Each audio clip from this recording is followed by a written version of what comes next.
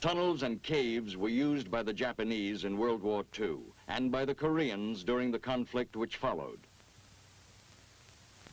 Once the line of battle had moved past them and the area in which they existed was secured by our troops, these subterranean fortifications were permanently neutralized as a part of the area consolidation. Today, however, a different type of warfare is being waged. Rarely are areas held long enough to be thoroughly cleaned out. Instead, the major actions of our combat troops consist of search and destroy operations. Intensive drives through enemy territory with the primary objective of finding and destroying his forces and then moving on.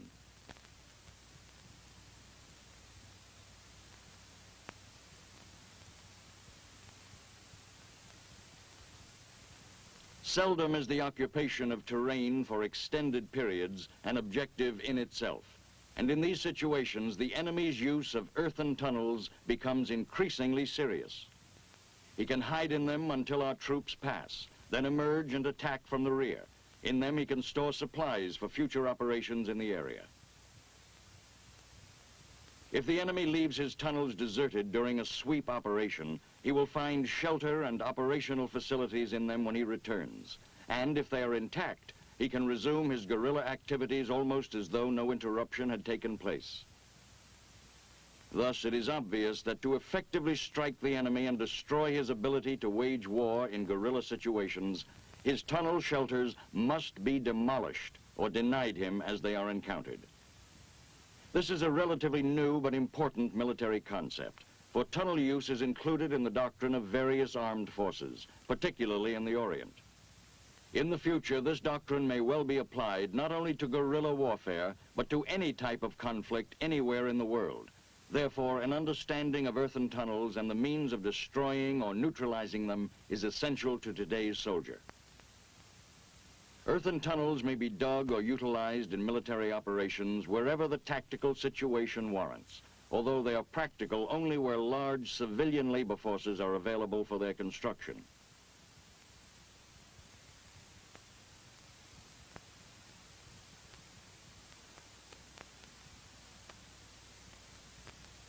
Earthen tunnels consist of two general types. First, there are those called expedient tunnels. They are relatively simple in construction and varying in length from approximately 20 to several hundred feet. This type includes ambush, safe hide, riverbank, or escape tunnels. Such tunnels are not intended to provide permanent protection or shelter for their occupants. The second type is made up of several levels of tunnels called a complex, which is a series of rooms interconnected by many smaller tunnels. A complex may extend up to 30 feet in depth below the Earth's surface and extend over large areas. They have carefully camouflaged entrances to facilitate evasion and escape. In complexes such as these, personnel may be hidden, housed, trained, and hospitalized. A headquarters may be set up and maintained, and supplies stored. Many of these complexes date back to World War II, and since have been enlarged and reinforced to provide maximum protection against air and artillery strikes.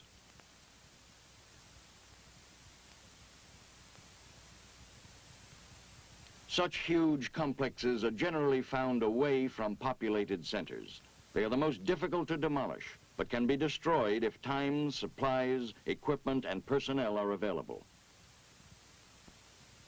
When a tunnel entrance is discovered, the area around it must be examined for booby traps or mines. These are generally used by the enemy for protection or warning, and until this check has been completed, the tunnel should not be entered. Before entering a tunnel, recon personnel must have the equipment they need to do the job. A powerful flashlight in good condition and with fresh batteries, and a probe, such as a bayonet, is a must. So is a protective mask and a hand weapon. With the entrance area cleared, the next step is to perform a thorough reconnaissance of the tunnel to determine how recently it has been used and if enemy personnel are present. This reconnaissance is essential. Powerful weapons should be avoided, for if fired in a tunnel, their intense sound blast can cause deafness lasting as long as 30 minutes. And a tunnel and flushing team need all their senses in full working order at all times.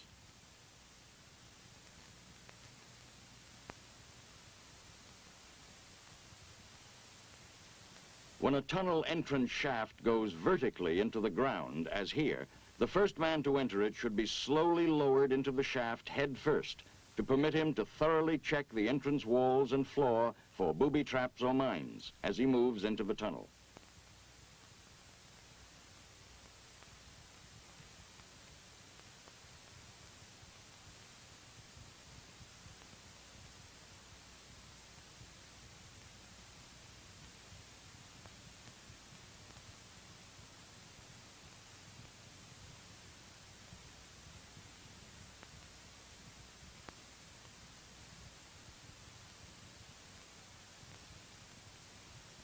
When the shaft is over 8 feet deep, the point man should be secured with a rope so that he can be quickly pulled to safety in case of emergency.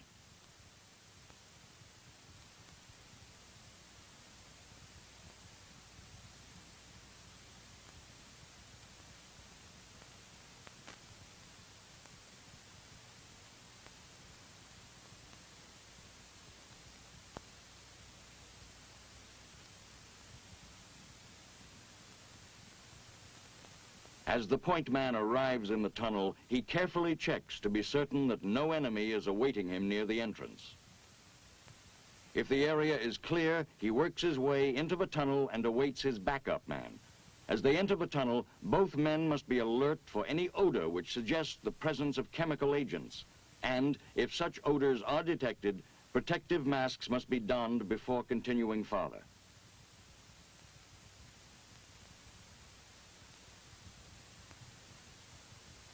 When both men are in the tunnel, they begin their reconnaissance, cautiously and carefully.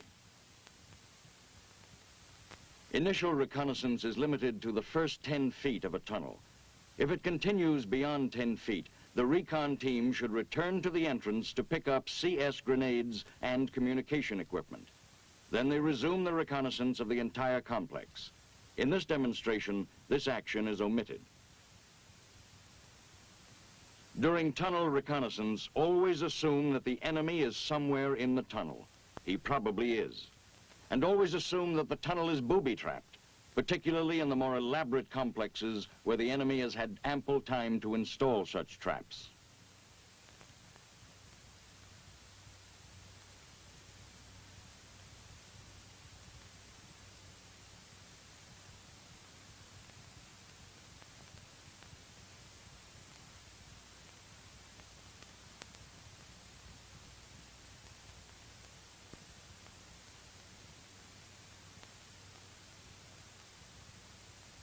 Carefully examine all surfaces of the tunnel, floor, walls, and ceiling, for booby traps or mines, as well as for false walls or hidden passageways.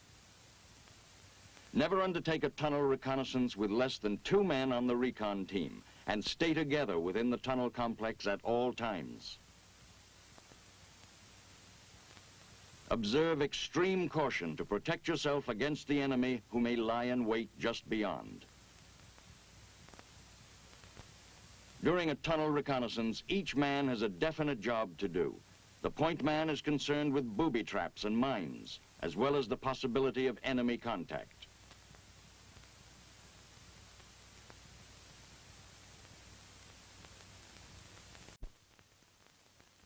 The backup man is alert for information of intelligence value.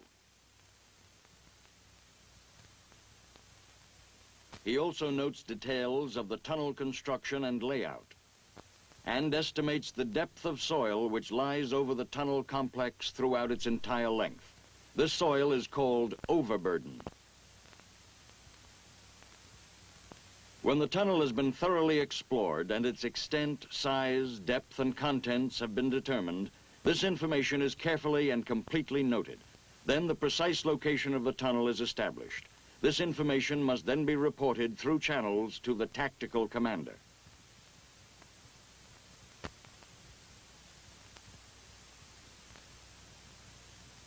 On the basis of factors which are inherent in the overall combat situation, the commander will decide whether the tunnel should be destroyed, otherwise denied to the enemy, or bypassed.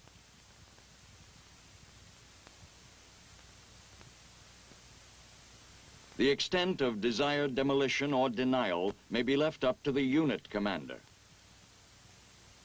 The factors which will determine the type of tunnel denial to be undertaken during combat operations will relate to the tactical situation at the time.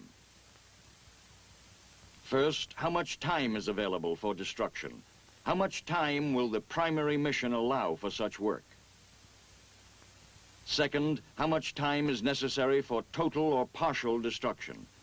These must be weighed against each other. Third, what equipment and personnel are required for the different types of denial in relation to the tunnel in question? Are such personnel and equipment available?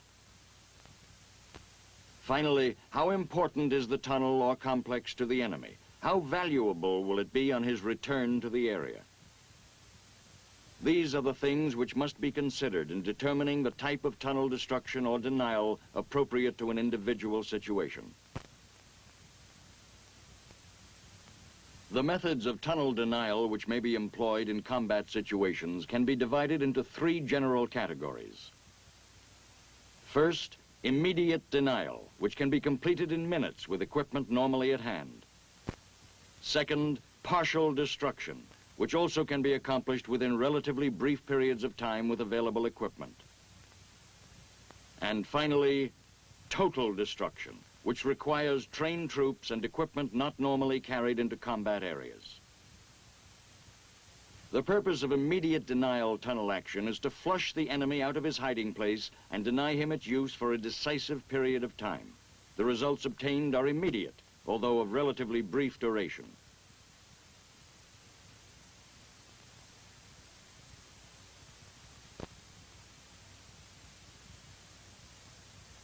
To drive the enemy from the tunnel, CS is used in solution or powder form.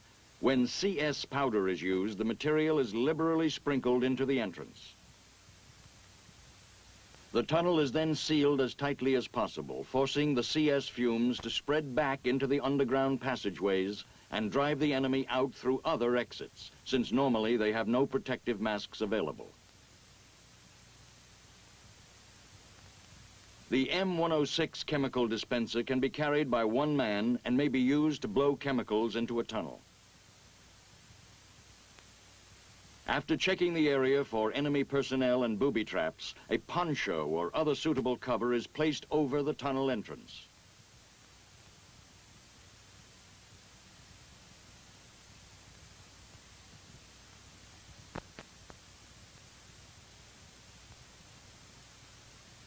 The discharge hose from the dispenser is inserted through the cover, ensuring that a tight seal is maintained around the hose.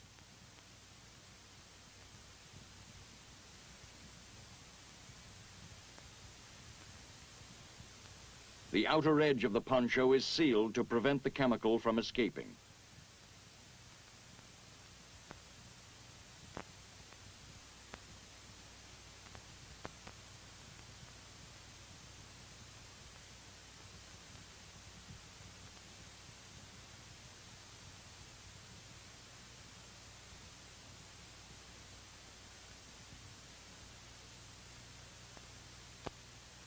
After all openings are sealed, the engine is started. The fan then forces the chemical throughout the tunnel. CS may also be introduced into tunnels by using CS grenades. As in all such denial efforts, the tunnel entrance should be tightly covered to prevent the escape of the CS fumes and force them back into the passageways. Partial destruction involves damaging the tunnel so that it will be immediately useless to the enemy and reusable only after considerable repair. Generally, concussion or fragmentation grenades are tossed into the tunnel or shaft entrance to collapse it. The destructive effect of these grenades will depend on the amount of overburden at the point of explosion. If the overburden is relatively light, the grenades may completely collapse the tunnel entrance or shaft and seal off the entryway. Even if complete collapse is not obtained, grenades will usually dislodge enough earth to effectively block the entrance. All entrances must be treated in this way to completely neutralize the tunnel complex.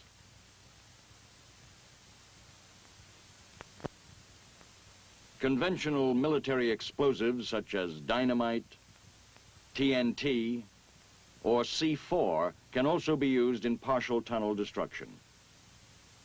C4 is normally available under combat conditions in M37 demolition charge assembly kits.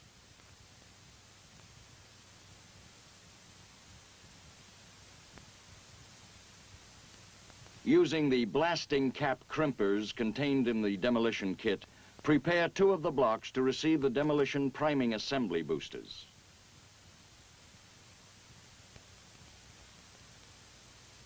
Two of these assemblies are contained in each kit. They consist of 5-foot lengths of detonating cord with a priming adapter and booster attached to each end. Place the boosters into 2 of the 8 blocks.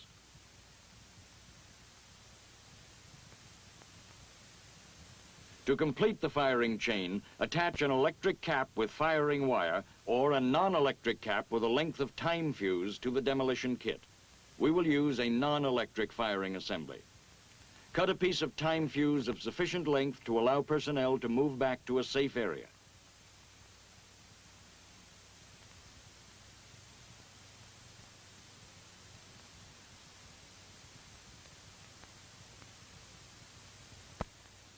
Place the non-electric cap onto the time fuse. Crimp it using the blasting cap crimpers.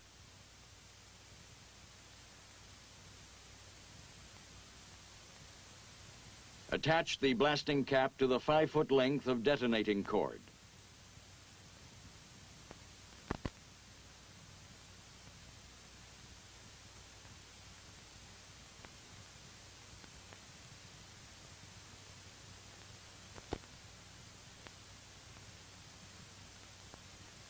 Finally, attach the fuse lighter to the time fuse.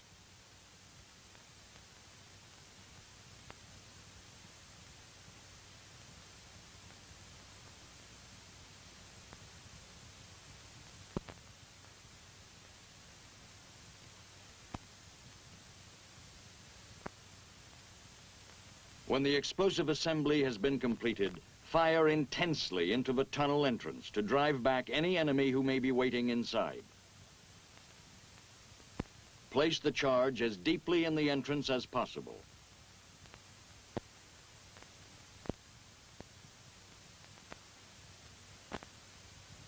Then ignite the fuse and quickly withdraw to a sheltered position a safe distance from the entrance. While awaiting results, keep the entrance covered for enemy personnel. These are the primary ways in which partial tunnel destruction is accomplished. In addition, unit commanders may call in artillery or high-angle weapons to demolish tunnel entrances.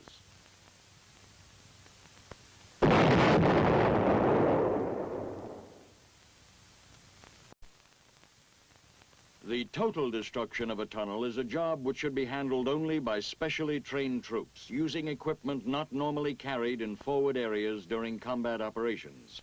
Thus, it obviously requires more time than is necessary for the partial destruction just demonstrated.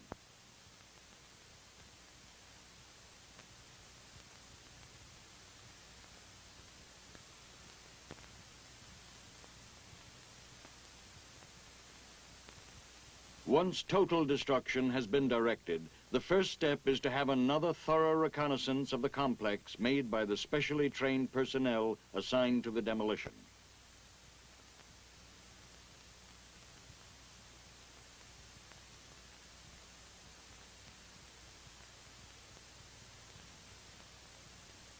These men will make certain that the tunnels are clear, that no enemy personnel or booby traps have been overlooked in the earlier exploration.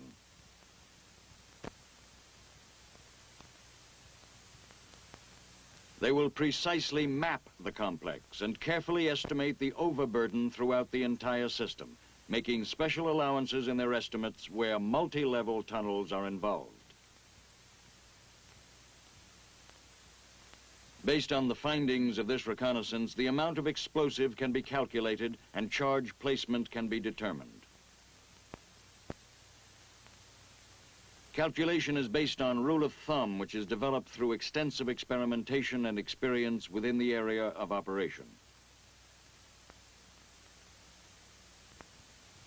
It requires consideration of two factors: the amount of overburden and tunnel length. The rule of thumb requires that for overburden up to 10 feet, use 2 pounds of explosive per foot of tunnel length. Increase the amount of explosive 2 pounds for each additional 10 feet of overburden.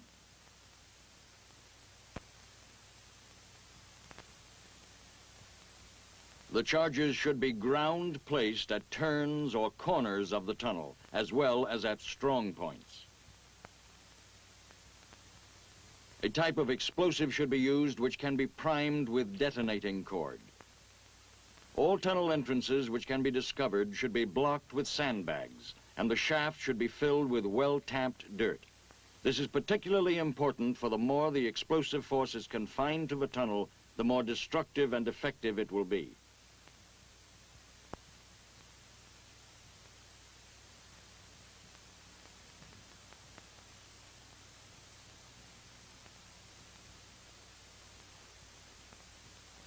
In tunnel destruction, explosives should be primed with det cord and then electric or non-electric means used to initiate the action. However, electric means is best because it gives you full control of the firing at all times. In certain situations, Bangalore torpedoes, shaped charges, cratering charges, or similar special purpose charges may be used in total tunnel destruction.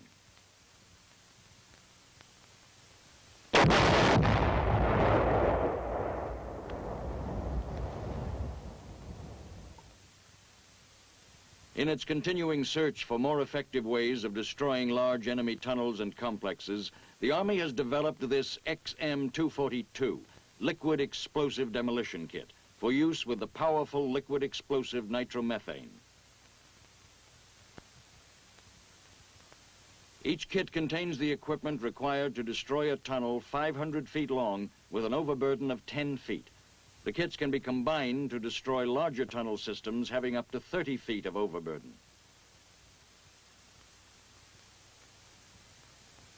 Each kit includes a portable gasoline engine-driven air compressor, 2 55-gallon drums of liquid explosive nitromethane, enough hoses to connect to the compressor, and 55-gallon drums.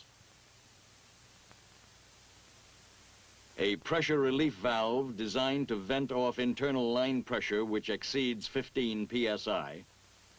A valve flow control regulates the flow of explosive, and a monitor box that indicates when drums are empty. The monitor box is connected to a sensor attached to the hose inside the drum by using 500 feet of cable. The kit also contains an arrestor that provides a safety device to prevent propagation of the detonation back to the drums and pumping equipment. Tools and accessories for assembly. And finally, a drag pack containing 500 feet of lightweight, lay-flat plastic tubing. After the hose and generator are connected to the drums, this plastic tubing is paid out and must be tied off with a figure-8 knot. Overhand knots will not hold. The wire for the monitor and firing wire are paid out.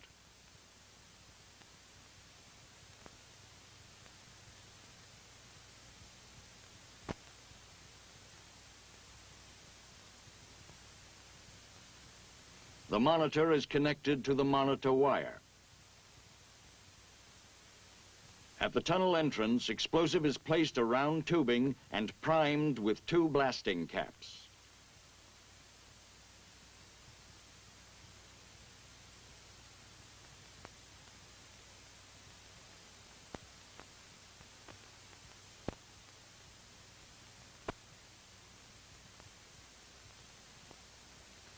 Blasting cap wire is attached to the firing wire.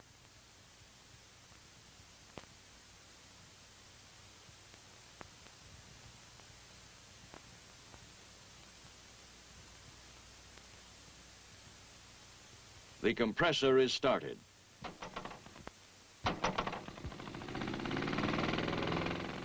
The safety valve is closed to start pumping the nitromethane into the plastic tubing. Be sure that nitromethane is flowing through the flow sensor module into the plastic tubing. Then move back to the firing point.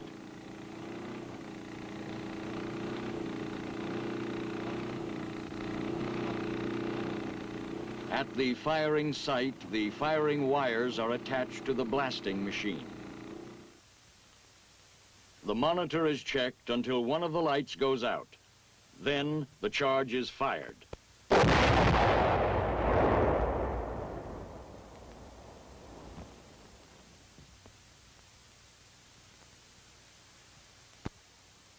These, then, are the general principles of neutralizing or destroying enemy earthen tunnels in combat. Such installations should always be treated with respect and should be entered only with the utmost care and the proper equipment. Earthen tunnels discovered in combat situations should be thoroughly explored to determine their size, extent, and significance. Then the findings of the recon team, together with the tunnel's precise location, must be reported through channels to the overall tactical commander. He will determine and direct the appropriate disposition of the installation.